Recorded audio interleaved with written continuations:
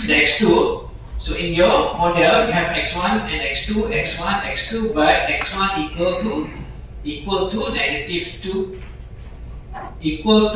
2 times x2, and then you have a fact. Exactly the same value, meaning that x1 equal to 2 times of x2, then you have perfect collinearity, perfect multi-collinearity. So if multi-collinearity is perfect, the regression coefficient of the x variable, the coefficient are indeterminate and their standard error are infinite. So recall that if for the case of perfect collinearity, in the first lecture I explained to you that the inverse of x transpose x, if you express in metric form, then the inverse of x transpose x not exist when there is a perfect collinearity between independent variable. So we cannot get estimate lah. So imperfect multi-collinearity when functional ratio exists among independent variables. So for example, x1 approximately equal to negative 2 times x2, not exactly same, not exactly equal, but approximately. Okay. So you have x1 and x2, so x1 approximately equal to negative 2 times x2, so you have imperfect. It's not exactly equal, but almost the same values lah. Okay, approximately equal. Then you have imperfect collinearity. And the regression coefficient poses large standard error, which means the coefficient can be estimated but with less accuracy. So because it makes the sampling distribution to be a distribution for the estimator to be larger, so that when you get estimate from one sample, the possibility for you to get less accurate estimate higher. Okay. So let's say this is the model, you are estimating beta 1 for example. So your model you have x1, beta 2, x2 and character. So without the collinearity, then you have something like this. The sampling distribution for beta 1 hat. So when there is collinearity between independent variables, then it will make your distribution to be larger lah. Okay, so that SE is the error also larger. It's still unbiased, but it is larger. The distribution larger lah. Okay. So that the chance for you to get accurate estimate is less accurate. I mean because the true value is in the middle. Okay. The expected value of the average of estimate is the true value or parameter. So that when you have larger distribution, when you take a sample, the probability for you to get estimate which is far from the actual value higher, so less accurate. Okay. Estimate.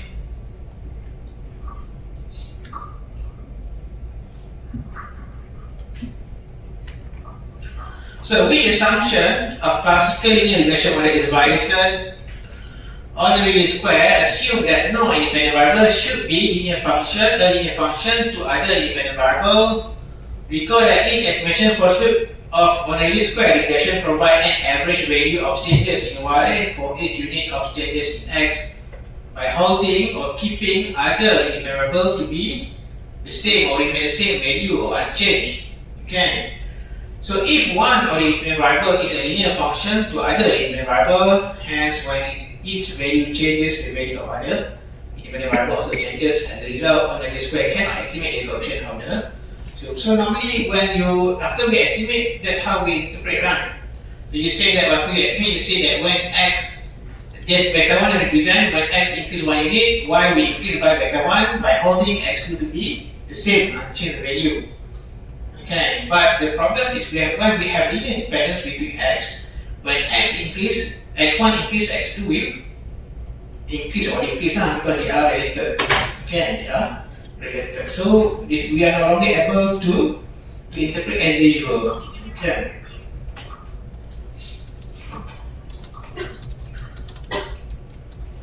So although perfect multicollinearity may exist in theory, it seldom occurs in real world. Example of perfect multicollinearity is when the researcher has assigned the same variable twice in the model.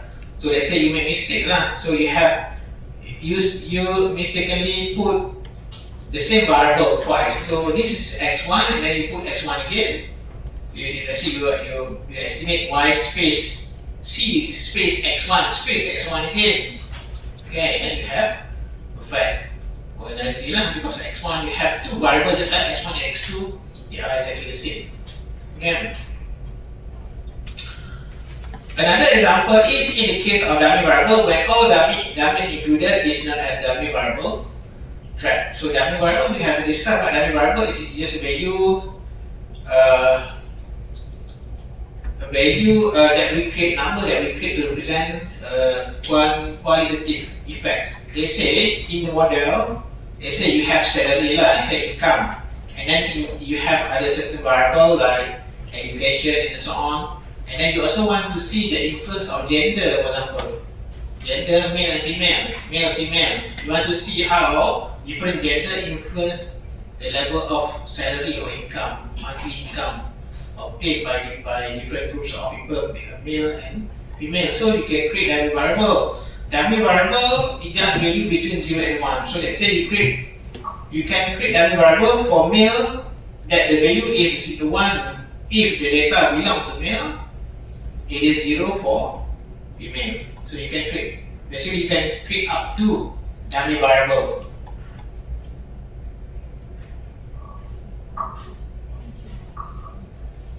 So dummy variable trap is a situation when you include dummy variable for all available categories. Let's say for example gender, you have two categories, male and female.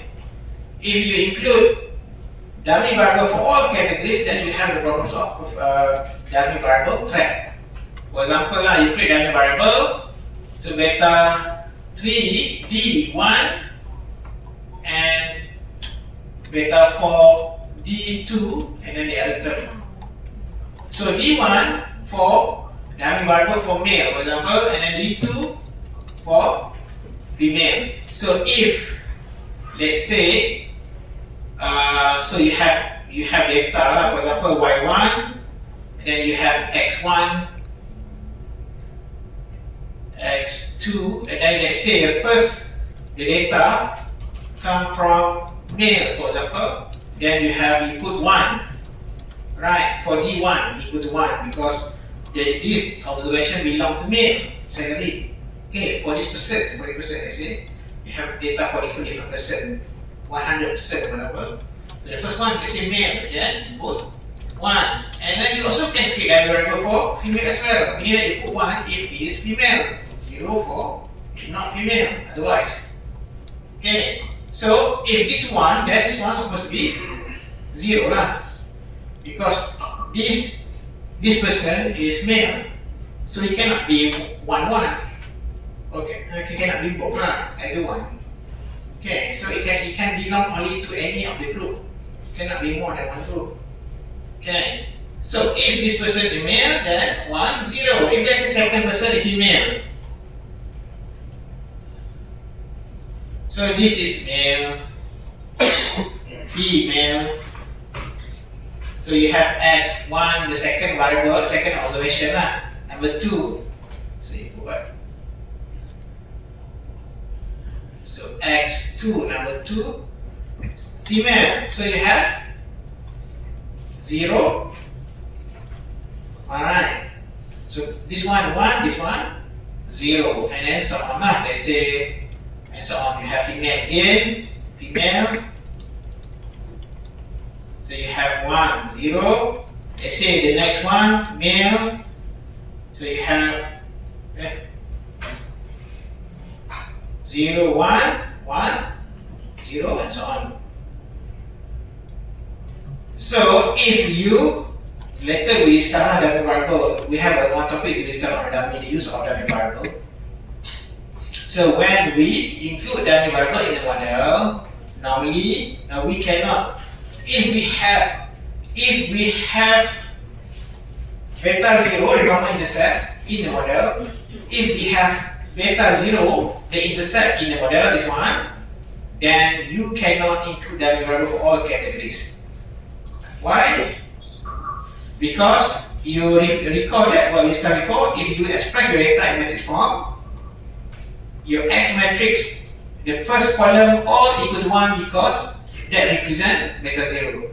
This one you understand, right? Why we have the first column all equal to 1?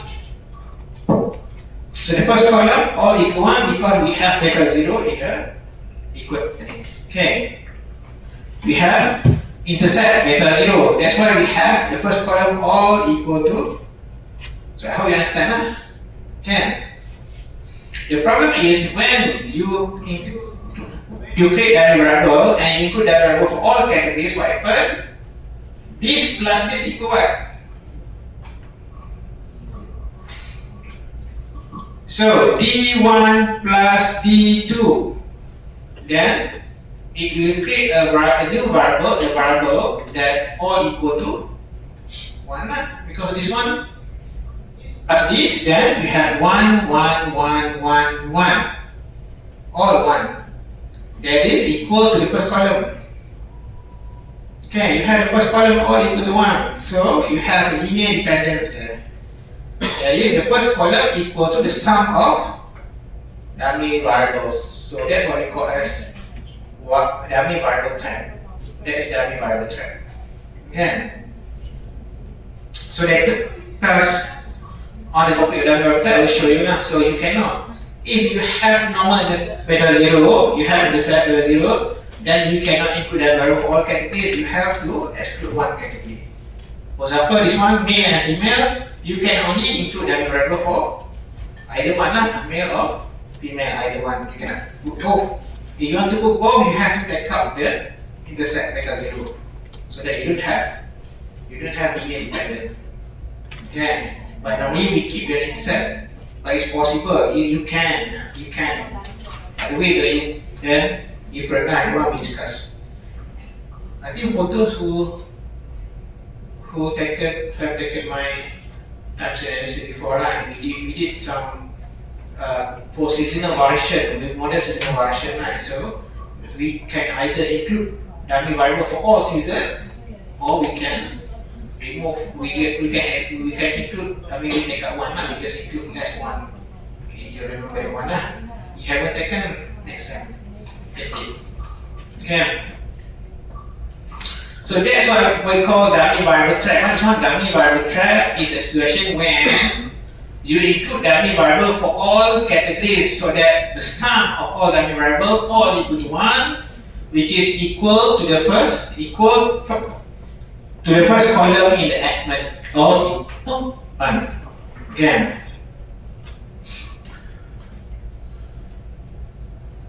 So it is common to find imperfect multivariate in economic modeling as sum of economic variable move in the same direction or systematic manner. Example, an increase in the interest rate by the central bank will trigger changes in the bond, foreign market, and so on. So, I mean, it is what we call is common to have some extent of linearity between variables. So what we need to do is to check whether it is how serious a problem. Okay, the existence of linear dependence between variables. So the implication of having multi-collinearity, so no ordinary least square output when perfect multi-collinearity occurs. So when you have perfect collinearity, then I think before I will show you an example, then we will not be able. So in use then give you warning there is collinearity, so we cannot get estimate. And then bigger value of standard errors resulted in wider combination interval. This one, wider. No, already the one that I showed you before. The distribution. Okay. Hence the t-statistic becomes smaller. So remember that the your t is the estimated value beta I, beta 1, beta 2 and so on, minus the hypothesis value, divide SE of the estimator. So when we have larger value of this, when this is larger, then your T become smaller. Okay. Because the present of quantity will make your variance of S to be larger. Square root of variance standard error. Okay, standard error larger, your T statistic become smaller. So when you perform Harvest testing, so this is your rejection region. When your T statistic becomes smaller, then you tend to do not reject. You tend to make conclusion that it is insignificant because T inside. Okay.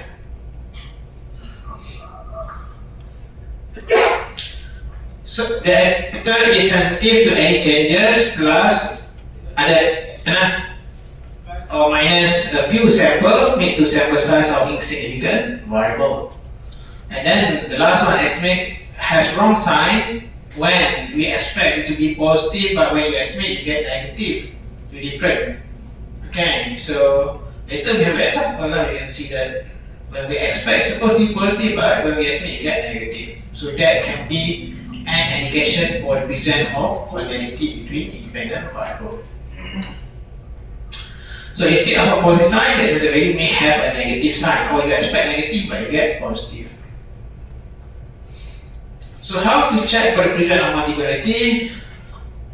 So no specific test is available for checking multicollinearity. This is because any relation with more than one independent variable will have a small degree of multicollinearity. Hence, the checking is based on how big or how serious the problem exists. Okay, for the collinearity between independent variable exists. So the first one of the method that you can use to detect for the presence of collinearity is by checking the correlation. So pairwise correlation between exponential variable. So if there is high correlation between the variable, there is high possibility or high chance to have the problems of serious collinearity. So one method to check for multicollinearity is to look at the correlation coefficient between the two independent variables. So as known, this one you learned before, I hope you already know that was correlation. Correlation represents the strength of relationship between two variables and the value takes between -1 to +1. Okay, so the nearer the value of the correlation coefficient to -1 or +1, then the bigger is the resistance of serious multicollinearity between independent variables. However, it's not useful if, let's say, linear independence happen between or exists between more than two variables. So just like if let's say, for example, this one S1 plus x2 equal to x3. So then meaning that it involves three variables instead of two. If x1 equal to x2, then you check correlation, you should be able to see the high value of correlation between x1 and x2. But x1 between three variables, so x1 plus x2 equal to x3. So not really able to use correlation to detect that one. So data, you can, the example given here, so if you open the data, this one.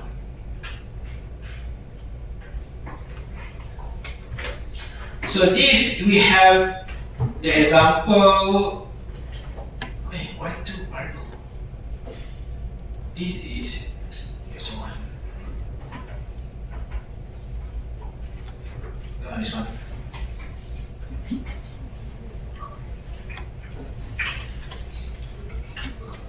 So we have data on consumption, income, wealth. Okay, consumption, income, wealth. So before you estimate, you should state your hypothesis. Remember that is the X stages. So you should state your hypothesis. So in this case, we expect what kind of sign we expect to have between dependent variable and each independent variable. So consumption and income, then we expect they to have positive relationship. Okay, consumption and wealth also the same. For higher, more wealthier people, then we expect them to consume more. So both we expect supposed to be positive. Okay, logically or theoretically, it's supposed to be positive relationship between consumption and income, and as well as consumption between wealth. That is important because if you get different sign, then you have to check. Maybe because of the coordinability. Okay. So correlation, for example, how to check correlation? You go to quick group statistic correlation. But here you only have, later we have another example where we have more than 2 independent variables.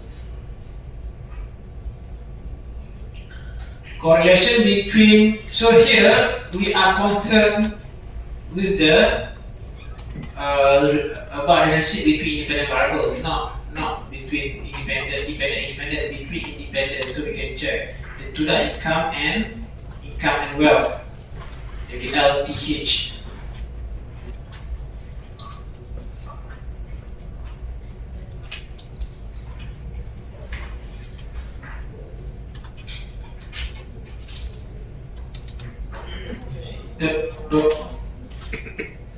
The correlation 0.998962, so quite high because we know the maximum correlation must be in between -1 to +1, so this one positive and strong, close to +1. So if you have something like this, you have to be careful on the possibility of correlativity between independent variable.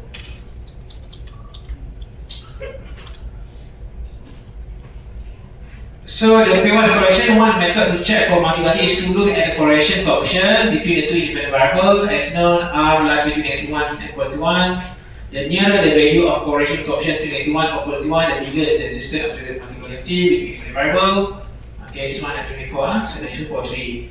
So and then you also can check. You can estimate the model, and check in between F statistic and T statistic. And then another symptoms of multipolarity is that your T statistic, the important variable is supposed to include dependent variable, has insignificant parameters to estimate. So that's indication, another indication. So if you expect the model. So just like before, quick estimate equation. So we have consumption, and then we have intercept, income, and wealth. So remember just now I mentioned that we expect these two to have positive relationship. Income positively influence consumption, wealth positively influence consumption. But when you estimate, you get something like this. You see that only income positive, wealth negative. So wealth have different. It's not what we expect, okay. And then you compare F statistic. Remember F, how we make conclusion for the F test. F represents the joint statistic for all slope. So it says that beta 1, the null of this says that beta 1, beta 2 equal to 0, alternative at least 1 not equal to 0. So meaning that we reject p value less than 0.05, we reject. We conclude at least one variable has significant influence on the dependent variable consumption. But when you check the individual, you perform the individual statistic, both not significant. Okay, so it is contradictory conclusion in between F test and the T test. F test for joint hypothesis, and then T test for individual hypothesis. So you have conflicting findings. Okay, so F test suggests at least one must have significant, at least one has significant influence on the consumption, either income or wealth or both.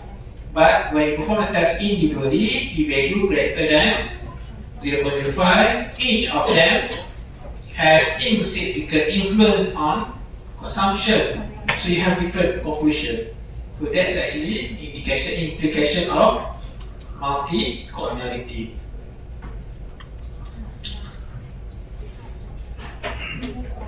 And then large variable inflation factors. So VIS is used VIF is used to measure multi-collinearity by regressing one independent variable to the other independent variable. Subsequently, for each regression, calculate the VIF with a formula given here. And then take note that the R square used in the above formula comes from the auxiliary regression, meaning that when you regress one independent variable against other independent variable, generally researchers believe that we have greater than 10 shows the existence of serious multi-collinearity. So it depends on certain book says step 5, certain book says 10. But whether you should remedy the problem, it depends also on the significant whether there is implication of multi-collinearity. If we are greater than 10, but the estimate is still correct, sign significant and correct, the sign correct, then okay lah. Okay, so this one, the value, I mean, just use the value of 10 as indication whether there is serious problem or not. Whether we should remedy the problem, it depends. Okay, it depends on whether there is implication of the collinearity, multi-collinearity that makes the estimate to be incorrect or not. VIF, after you estimate this one, you can get from, you go to view. So after you estimate the model, you go to view, coefficient diagnostic, variance inflation factors.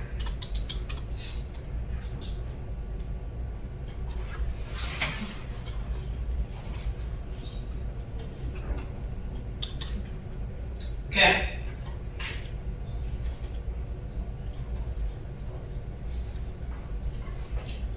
So you have this one. So this one, it represents VIF when you regress income against wealth. This one, when you regress wealth against income, of course now you produce the same VIF.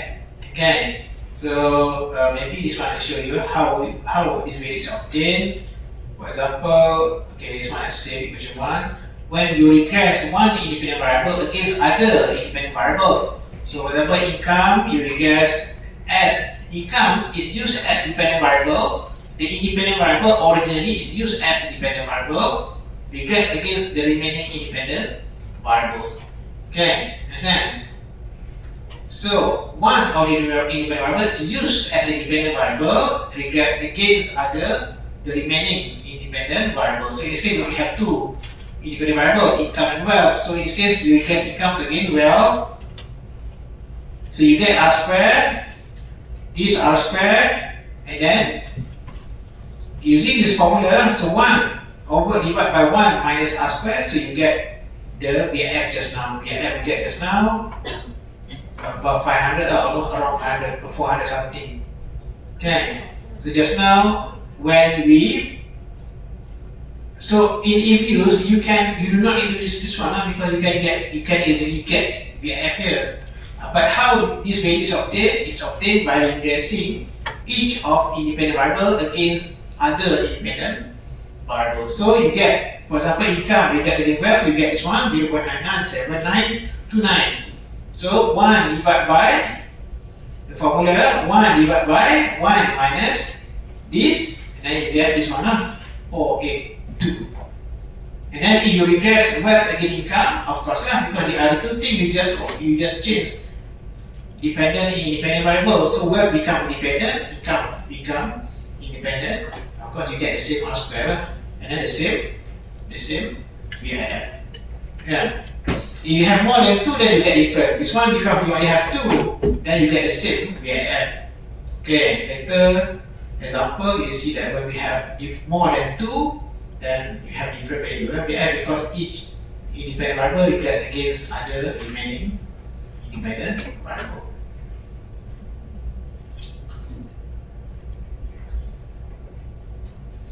So VIF can be thought as the ratio of the estimated variance of beta I to what the variance would be with no correlation between independent variable in the equation. So R square of 1 indicating perfect multi-collinearity produce VIF of infinity. So this one, previously when we estimate this, we'll have incorrect sign. We expect it to be positive, but now we get negative. Okay, let's say we take out income. So we have consumption and wealth only in the model. Okay, consumption, meaning that we take out one of the variable because they are correlative. There is correlative between income and wealth. So we remove one of them. So we only use wealth. Now wealth has the correct positive sign. So meaning that after you take out one of the you take out income, then there's no more correlative because there's only one x in the model, right? This after you remove income, then you only have wealth in the model. Only one independent variable. So there's no correlative. Yeah. So this is the vector model after you remove income, and then you see that the sign of estimation correct as what we expect is supposed to be positive when wealth increase, income consumption increase, and then it is also now significant. Unlike before, it is not significant. So this one when we have quality, so you see the problem. So that when you make conclusion, it is incorrect conclusion. When you perform hypothesis, you make incorrect conclusion because there is implication of multi-causality. It makes your estimate to be incorrect. So your conclusion also incorrect. Okay. So that's the problem or the danger of making conclusion about relationship between dependent and narrow when you have causality in the model. Okay. So you have to remedy, fix the problem so that your estimate is reliable. This one not reliable. Okay, you make incorrect conclusion when we have causality, serious multi-causality. But this one after we remove, we don't have causality, then we get correct estimate so that we can get correct conclusion for the hypothesis testing. Okay, so it's significant. So wealth has significant influence. Unlike this one, we can prove that wealth has no significant influence, but the reality is that it has significant influence. But this one, you make incorrect conclusion because of the causality. Okay, multi-causality. So similarly, also you also can, instead of using wealth, you also can use income without wealth. Okay, and then you get this one just like before lah, positive, and then this one also significant. So basically both of them significant.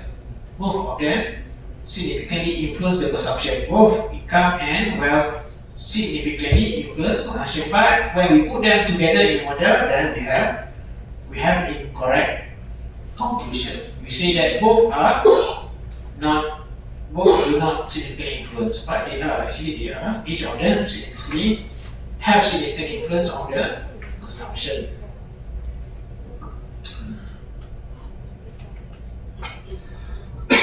So this one the variance where represent of the VM represent how much the variance increase. For example, this one standard error. This one for income. So it is about almost 500 times larger the variance than when we don't have the causality. Okay.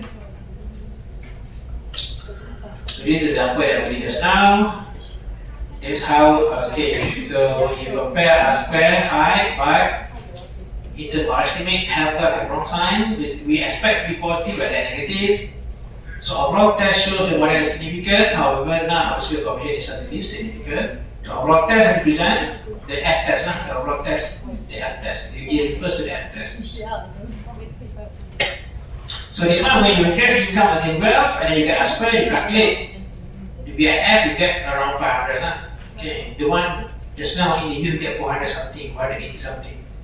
So we have greater than 10, so there exists serious multi-causality problem. Okay.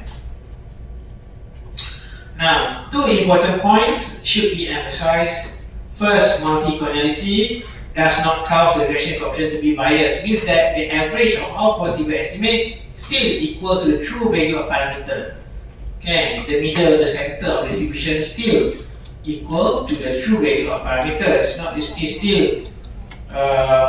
still unbiased estimator. So their probability distribution are still centered over the true values if the regression speculation is correct, but they have unsatisfactorily large variance. Okay, you make the distribution to be larger. Then the standard errors and t-tests remain valid. However, the standard errors are larger than they would have been in the absence of multi-connectivity, warning us that regression estimates are erratic. So this one I explained just now. So you make the SE standard error be larger, so that when you take an estimate for one sample, there is a chance that you get an estimate which is very much different from the true value without very far.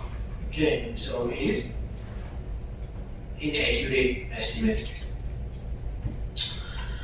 So how to overcome the problem? The first, do nothing if the problem is not that serious.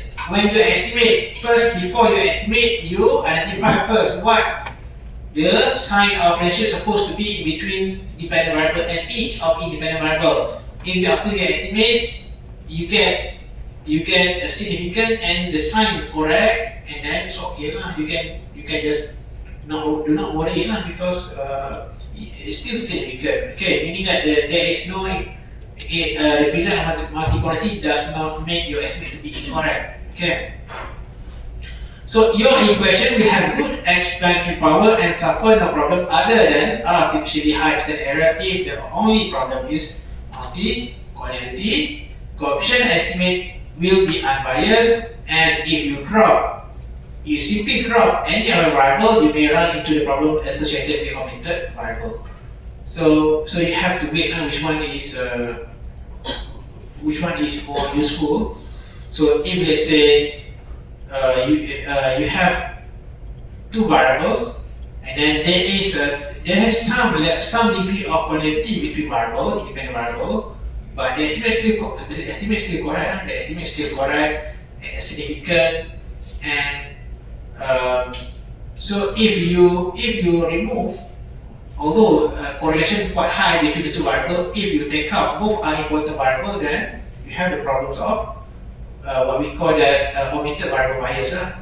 When there is important variable you exclude, then you make your estimate to be biased. Then meaning that the average of the estimate is not equal to the true value, then there is more serious problem that we should avoid. We need to avoid.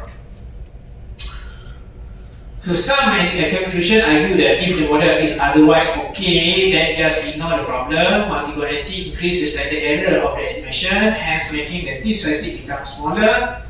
But if the t-statistic is big enough, it's still significant for the coefficient to be statistically significant, and the sign of estimate is still correct. You expect positive is positive. Then it shows that the issue of multi-quantity is not that serious. In this case, we can just ignore the problem, although correlation between the two variables are quite high.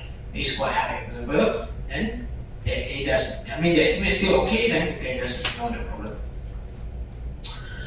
If the problem is serious, then when it makes the estimate to be incorrect, then you have no choice other than to drop.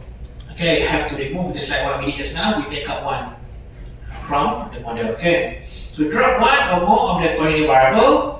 Another way is to drop one of the independent variable, which is the source of the problem. Let's say x1 and x2 are strongly correlated. Hence, we can only choose either x1 or x2 to be included in the model. Using theories to pick the variables to drop which one important, which one less important. Okay, so you drop the less important one. Do not drop a variable strongly supported by the theory. If you do this, you run the risk of having an omitted variable bias. To review omitted variables may mix the estimated coefficient bias and standard error too small, and this problem is worse than collinearity. Okay, so omitted variable bias means that you exclude the important variable from the model that will make your estimate to be biased, meaning that the average of all possible estimate is not equal to the true value. So number 3, transform or redefine the variable.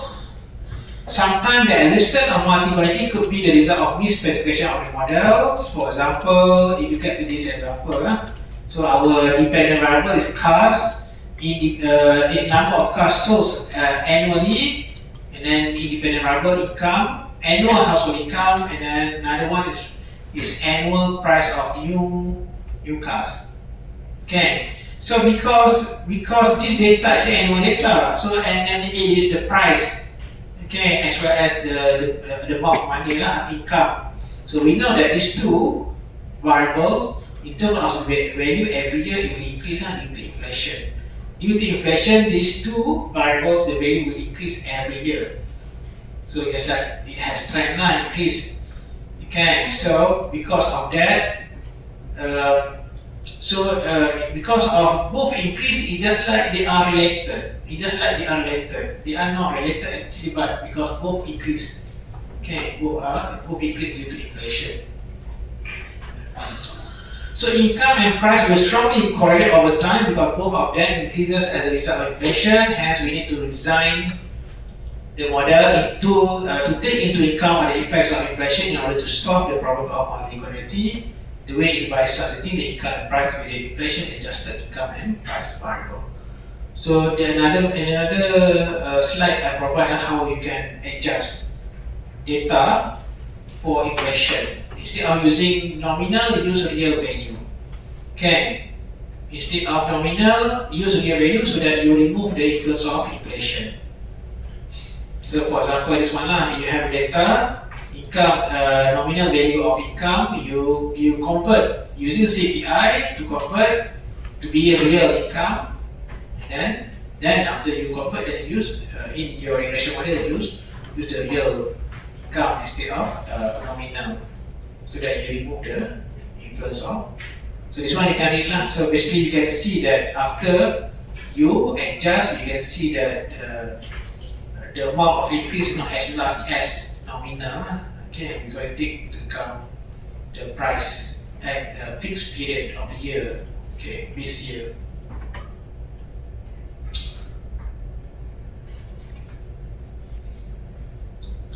Number 4, increase sample size. The next factor to look at is the number of observations. If you are working with cross-section data and you are undertaking a survey, you could increase the size of sample by negotiating a bigger budget. So why? Because you have small sample, the chance of you to get to have coincident linear dependence between variables is higher. For example, like this one. So this one, let's say S1, S2, if you only have 4 observations or 5 observations, the chance for you to get S1 and X2 to be related is higher when compared to when you have higher number of observations. When you increase sample size, then you provide more variation, then less chance for X1 to be similar or related to X2 or other X.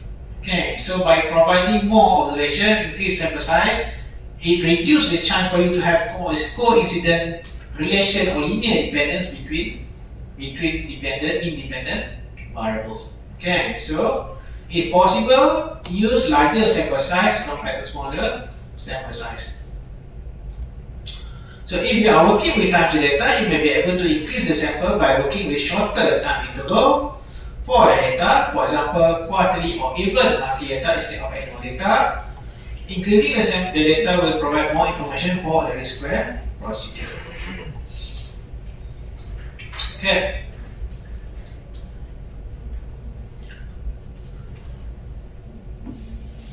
Now let us do that session 4.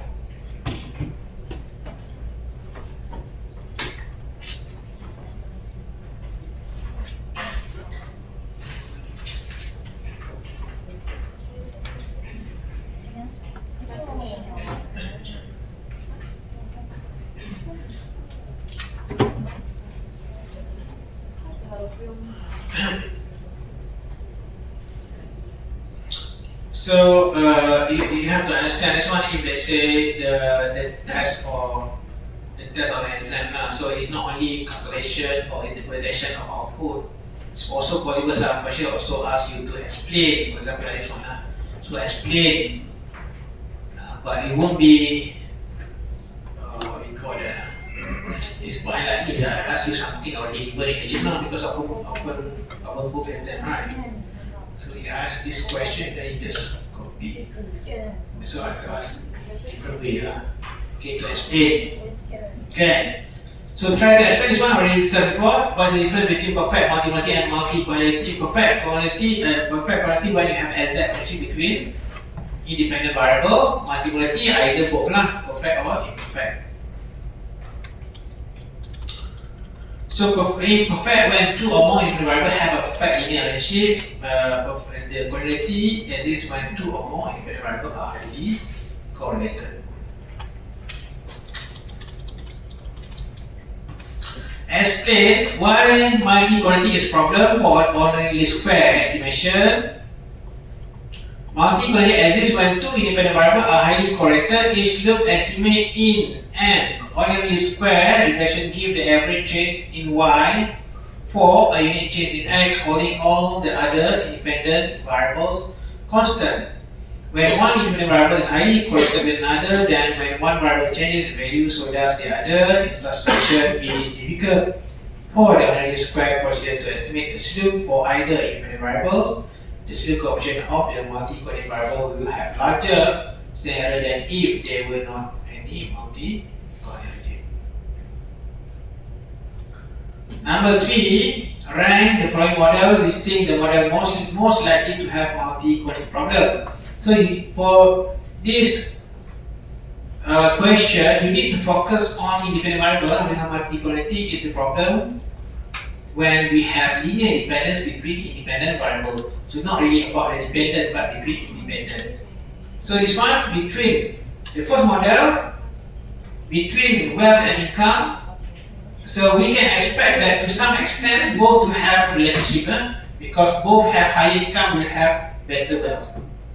So, okay, there's possibility that they will be linear but not necessarily perfect. Okay, between wealth and income.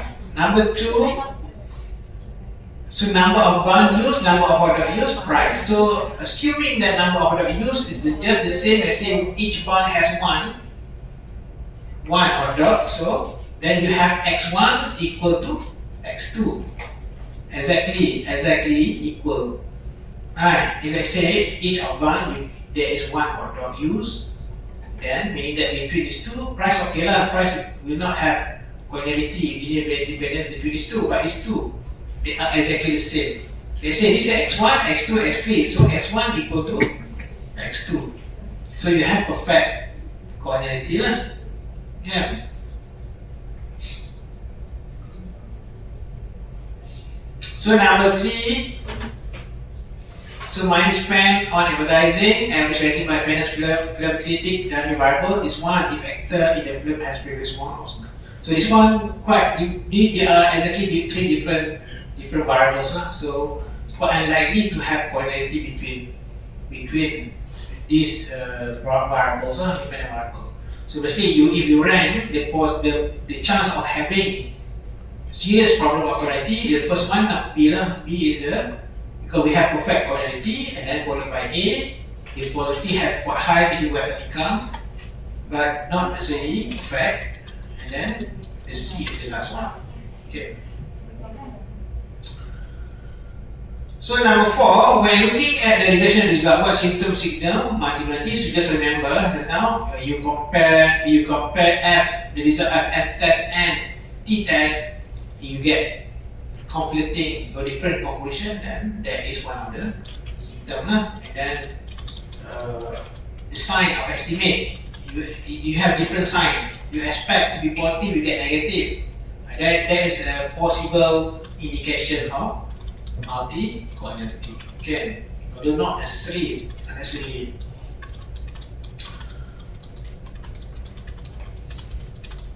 Okay, so as given here, number 5. So the following cross-section model uses personal consumption expenditures as independent variable, annual income wealth serve as independent variables. So model just like before. So we have income and wealth. So perform appropriate test to see if there is multi-correlativity problem. So this one, if you test the number of tests you can check the DIM for example, and then check the estimate as well.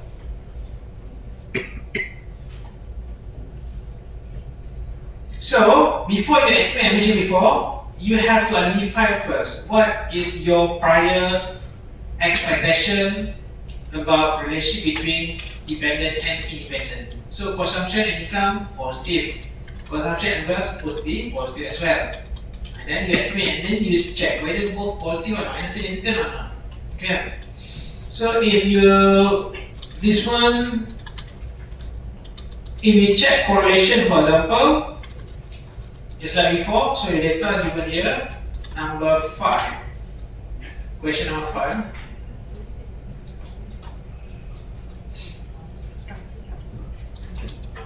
So you check correlation as before with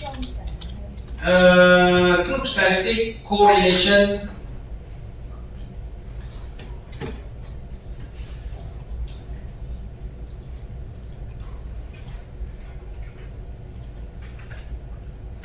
So you just need to check in between independent variables. So we have income and wealth.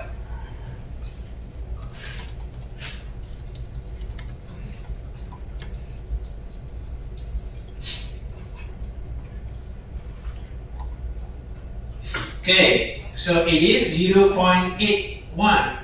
It's not too close to 1, I mean, but quite high as well. I mean, still high, but not too high. Okay. So there is a chance for the result of quality, so you have to check further. And when you estimate the model, so estimate model, quick estimate equation.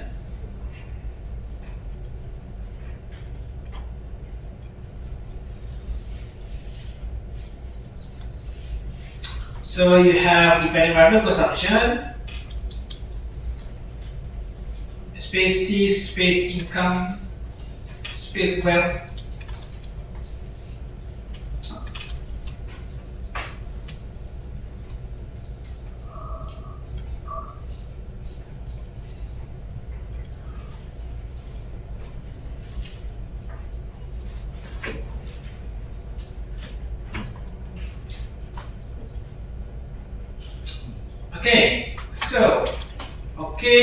So now you check.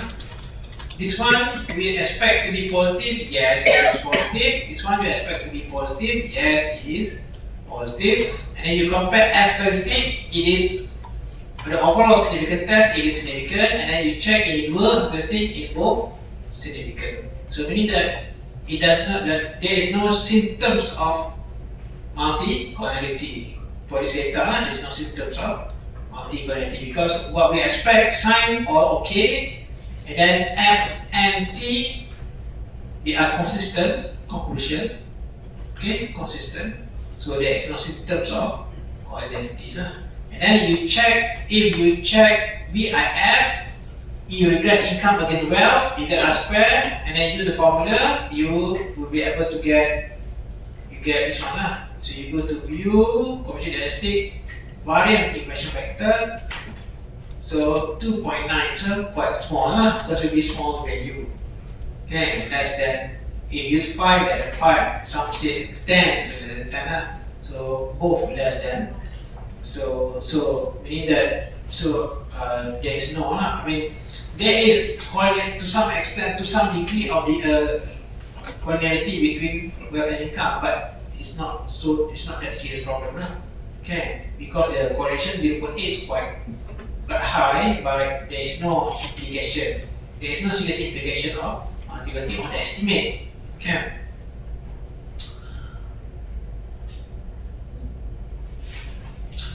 So the correlation coefficient between income and wealth is 0.8, which is high enough to indicate that there could be a multiplicative problem, but it's not overwhelming evidence. Finding a regression where income is a dependent variable and wealth is the independent variable, or vice versa. Give an F statistic and a T statistic that is significant at 1% or 5%. So the R square is 0.67. These provide only mild support that there is multi-causality problem. So the variance equation vector, you calculate, you get just now 2 point something, you calculate due to rounding, so you get 3 point something, 3.03. So this indicates that multi-causality is only a small problem. For this data, so B, considering the result you found in A, do you think multi-causality is serious problem here? So it's not. So this one, there is some evidence of multiplicity due based on the correlation, but it does not seem to be a big problem. See, in theory, should income and wealth be correlated? Theoretically, it's supposed to be. So income and wealth should be correlated to some extent, since most people who have higher income will eventually have more wealth. D, do your answers to part B and C agree with each other, or are they contradictory? So it might seem that the answer are contradictory, but they are not. It might seem that if you have income and wealth in the same model, there should be multiplicity, but in this particular set, there is enough variation between income and wealth that multiplicity is not a big problem. So there must be some people in later set who have high income but have not accumulated as much wealth as you might expect. Perhaps there are others in the later set who have lower income but have more wealth than you would expect because they are especially guilty or they inherited wealth from their parent or someone else. So multi-quantity is a characteristic split by the data. This means that for any model, one sample could give result that exhibit multi-quantity, but a different sample might not. So it depends on a different sample have different chance of having the problem or serious problem.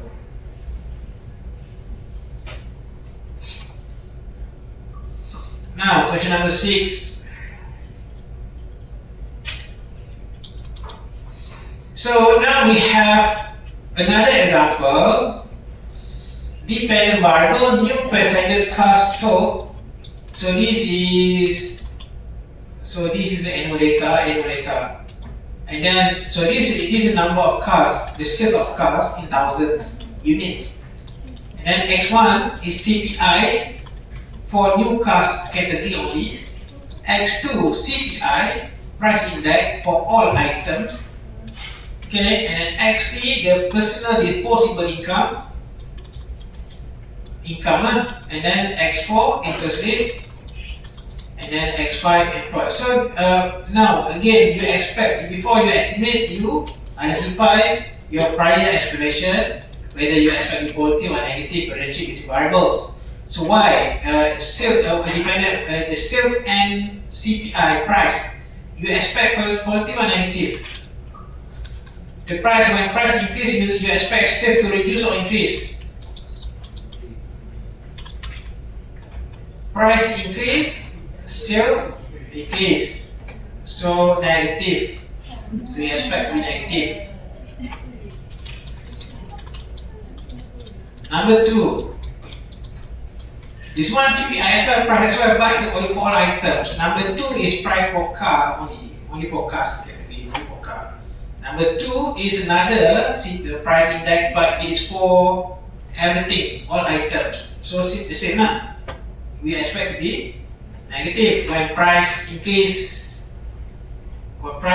then the sales will reduce. Number 3, income. When income increase, what happens to sales? Increase. Positive, increase, positive. Okay. So the first one is supposed to be negative. Number 2, X2 is supposed to be negative. Number 3 is supposed to be positive. X4, interest rate. Interest rate increase, what happens to sales? Decrease. When the interest rate increase, then the cost to borrow money to buy car, the cost increase, so that it reduce the sales. Negative.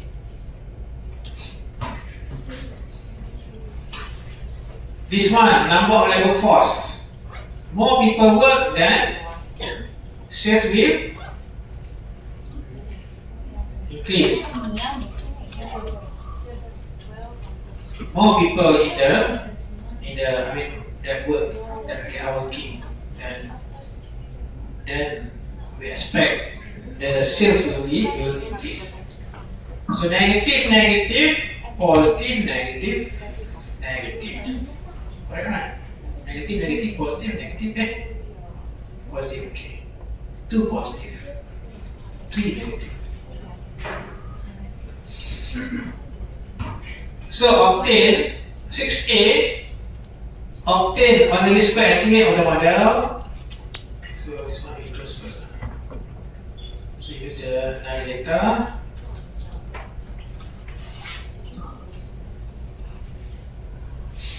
So you estimate model, but this one, because let's say here we decide to use log model, double log model, so that we can take at percent, for example. This one, so as question asks us to use this model, perhaps because we want to estimate, we want to interpret as elasticity. Okay, you can interpret as percent. So you estimate model, so log.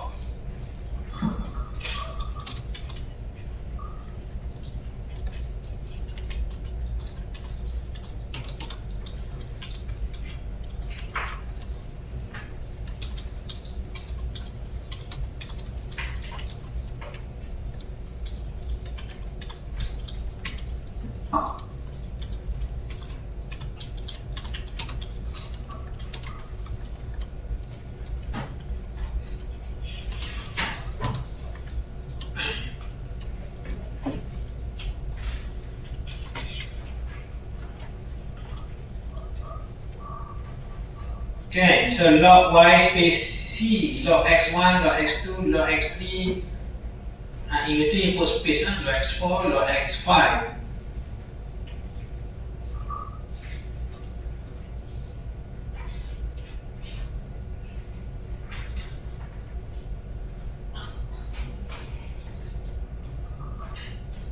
So okay. So you compare f statistic and this one. So f statistic significance, but x at least there is one. So meaning that it's not that so contradictory because at least one significant, but all other important variables are insignificant. Other variables that we expect to be have significant influence that they are not. So you have to check further. So why all these important variable has insignificant influence? And then you check the sign. x1 just now we say supposed to be negative, it is positive. Okay, positive. This one is supposed to be negative. When the price increase, sales should reduce, but this model suggests when the price increase, sales increase. Okay. So it is significant at 10%, even though at 5% not significant, but 10% significant. Number 2 supposed to be negative, this one okay lah. This one okay. Number 3, x3 supposed to be positive, now it's positive, okay. x4 supposed to be negative, but it is negative, okay. But the last one, the employed civilian labor force, supposed to be positive, but it is negative. So there are two coefficient has incorrect sign of estimate. Okay, incorrect sign. So that can be indication for the presence of causality. So if you read this one, multi-causality may be present in the data. First, the R-square value is reasonably high, but only one T value is statistically significant at 5%. Second, the general price index S2 has a negative sign, but new car price index S1 has positive sign. The latter may not make economic sense. Thirdly, neither the income variable X3 nor the employment variable X5 has any impact on the demand. A rather surprising result, the latest rate X4 is also insignificant. So just now when you read this one, so the first two, X1 and X2, they are both representative price. So basically the price for all items also take into account the price for this one, so they are actually related. So when you want to construct model, do not include variables that are related. Otherwise, they are related, they are linear dependence. They are meaning there is linear dependence between the two variables. Then you have problems of causality. Okay, they are the same. I mean, both are representing price. Okay.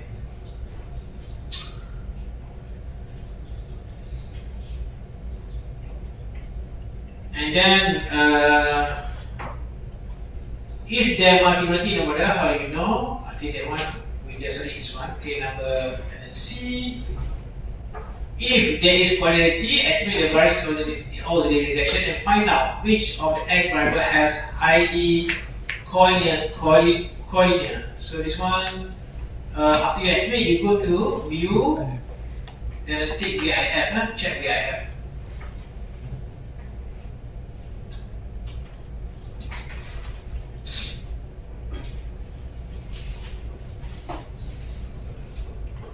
Okay, so when you regress log x1 against the rest of log x, then you get 2. This one you understand how we get this value. This value when you regress this against x2, log x2, log x3, log x4, log x5, you get r square, and then you calculate 1 divided by 1 minus r square, so you get 270 on this. Understand now?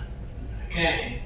So later you can try you regress. You regress this as your dependent variable, space c space this 4, then you get r square, then you calculate 1 divided by 1 minus r square. So it is this one, 270. Okay. So when you regress log x2 against other x, log x1, log x3, log x4, log x5, then you get r square, and you calculate by m, you get this one, 2000. So you see that except this one, the other produce high VIF, much larger than 10. This one, even this one, 2000. Okay, so quite high. So that indicates the presence of serious multi-quality problem. So the question asks,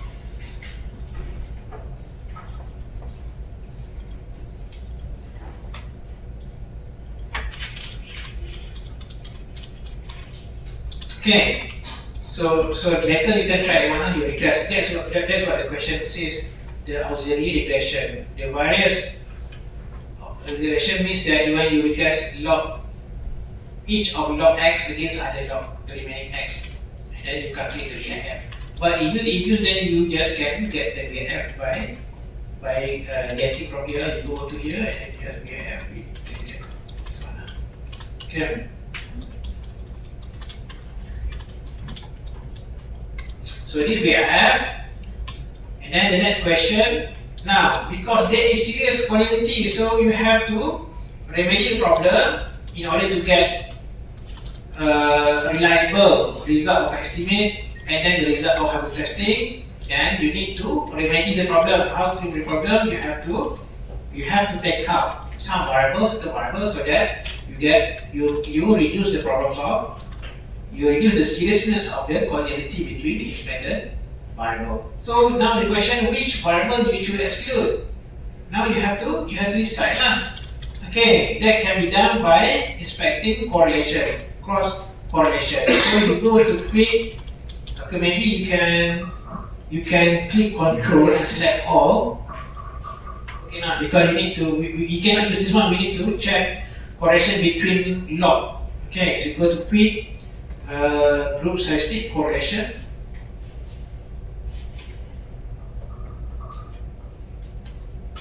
Okay, so you put log x1 and so on.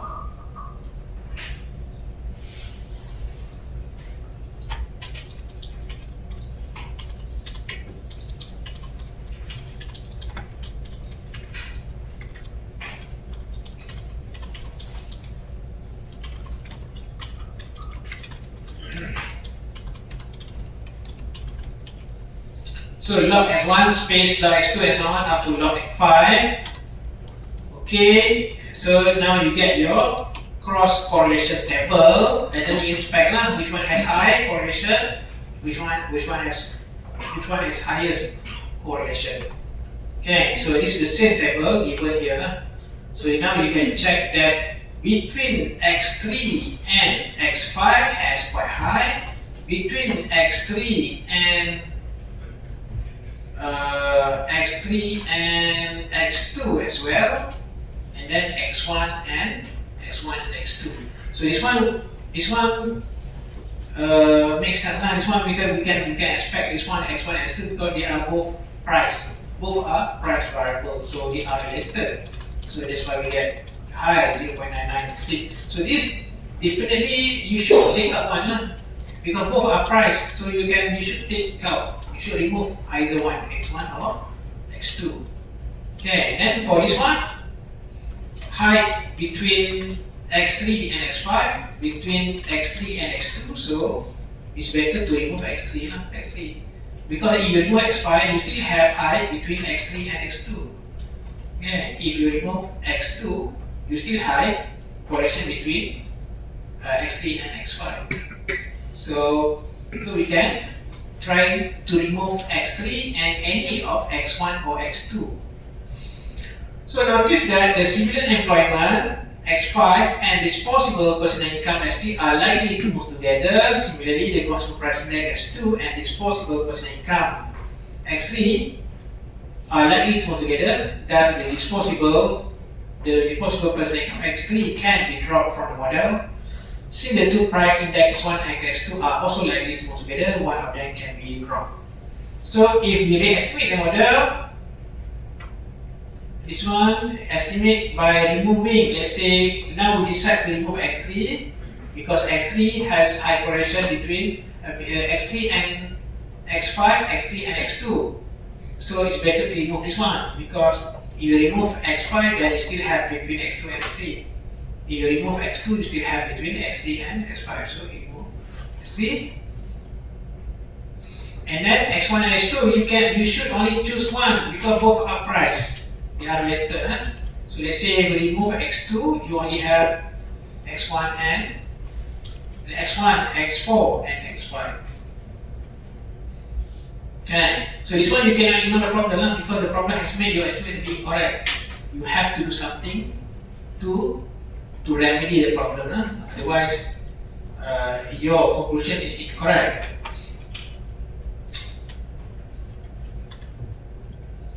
Okay.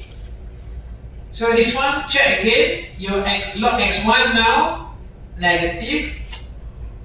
Okay, correct. So x4 supposed to be negative, now negative. x5 supposed to be positive, now before negative, right? Before when you put everything, if it's negative, now you are able to make it correct sign, and then all now significant. Before only one significant, but now all significant. Okay. So either you use one or you put x2 instead of x3. So either x1 or x2. So if you want to use x2, then you move x1. Okay, if x2, then x1 also the same. The estimate of correct sign, and then p value all are significant. And we check VIF.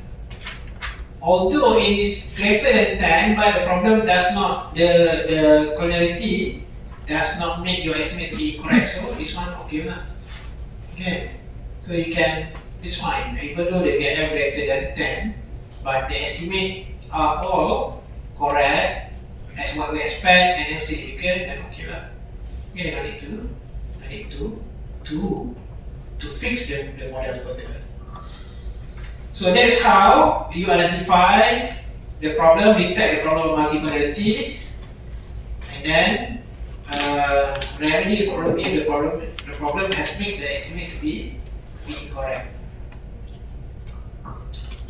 Okay, so that's all today.